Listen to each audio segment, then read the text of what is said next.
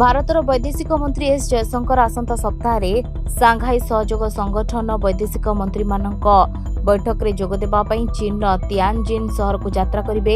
ଏହି ବୈଠକ ଜୁଲାଇ 15 ତାରିଖରେ ଅନୁଷ୍ଠିତ ହେବ।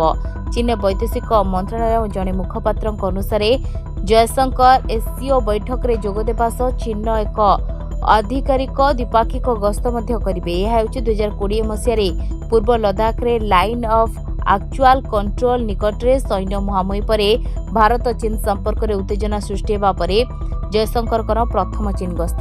ଏହି ଗସ୍ତ ଦ୍ୱାରା ଭାରତ ଦେଶ ମଧ୍ୟରେ ସମ୍ପର୍କ ସ୍ୱାଭାବିକରଣ ପାଇଁ ଚାଲିଥିବା ପ୍ରୟାସକୁ ଆହୁରି ମଜବୁତ କରାଯିବ ବୋଲି ଆଶା କରାଯାଉଛି। ଜୟଶଙ୍କର ବେଜିଂରେ ଚୀନର ବୈଦେଶିକ ମନ୍ତ୍ରୀ ୱାଙ୍ଗ ୟିଙ୍କ ସହ ଦ୍ୱିପାକ୍ଷିକ ଆଲୋଚନା କରିବେ, ଯେଉଁଥିରେ ସୀମା ବିବାଦ, ବାଣିଜ୍ୟ ସ୍ୱାଭାବିକରଣ ଏବଂ ଦୁଇ ଦେଶ ମଧ୍ୟରେ ସିଧାସଳଖ ବିମାନ ଚଳାଚଳ ପୁନଃ ପ୍ରାରମ୍ଭ ଭଳି ବିଷୟ ଉପରେ ଆଲୋଚନା ହେବ। ଏହା ସହିତ ଚୀନର ଦୁର୍ଲଭ ଖଣିଜ ପଦାର୍ଥ ରପ୍ତାନୀ ଉପରେ ପ୍ରତିବନ୍ଧକ ଏବଂ ଦଲାଇ ଲାମାଙ୍କ ଉତ୍ତରାଧିକାରୀ ସମ୍ପର୍କିତ ମୁଦ୍ଦା ମଧ୍ୟ ଆଲୋଚନାରେ ସାମିଲ ହୋଇପାରେ। ଏହି ଗସ୍ତ ପୂର୍ବରୁ ଭାରତର ଜାତୀୟ ସୁରକ୍ଷା ଉପଦେଷ୍ଟା ଅଜିତ ଡୋଭାଲ ଏବଂ ପ୍ରତିରକ୍ଷା ମନ୍ତ୍ରୀ ରାଜନାଥ ସିଂ ମଧ୍ୟ ଚୀନ ଗସ୍ତ କରିସାରିଛନ୍ତି।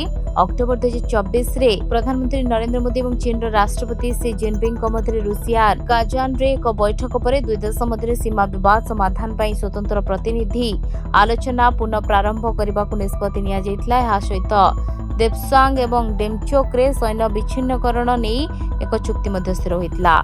ଏସିଓରେ ଚୀନ, Russia, Bharat, Iran, Kazakhstan, Kyrgyzstan, Pakistan, Tajikistan, Uzbekistan ଏବଂ ବେଲାରୁଷ ଭଳି 10ଟି ସଦସ୍ୟ ରାଷ୍ଟ୍ର ଅଛନ୍ତି। ଏହି ବୈଠକରେ ଏସିଓ ସହଯୋଗ ଏବଂ ଆଞ୍ଚଳିକ ଅନ୍ତର୍ଜାତୀୟ ମୁଦ୍ଦା ଉପରେ ଆଲୋଚନା ହେବ। ଜୟଶଙ୍କରଙ୍କ ଏହି ଗସ୍ତ ପ୍ରଧାନମନ୍ତ୍ରୀ ମୋଦିଙ୍କ ଆଗାମୀ ଏସିଓ ନେତା ସମ୍ମିଳନୀ ପାଇଁ ମଞ୍ଚ ପ୍ରସ୍ତୁତ କରିବ ବୋଲି ଆଶା କରାଯାଉଛି।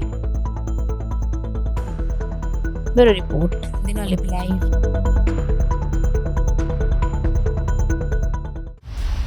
ଦିନଲିପି ଲାଇଭ୍ କୁ ଏବେ ହିଁ ଲାଇକ୍, ସେୟାର, ସବସ୍କ୍ରାइब କରନ୍ତୁ।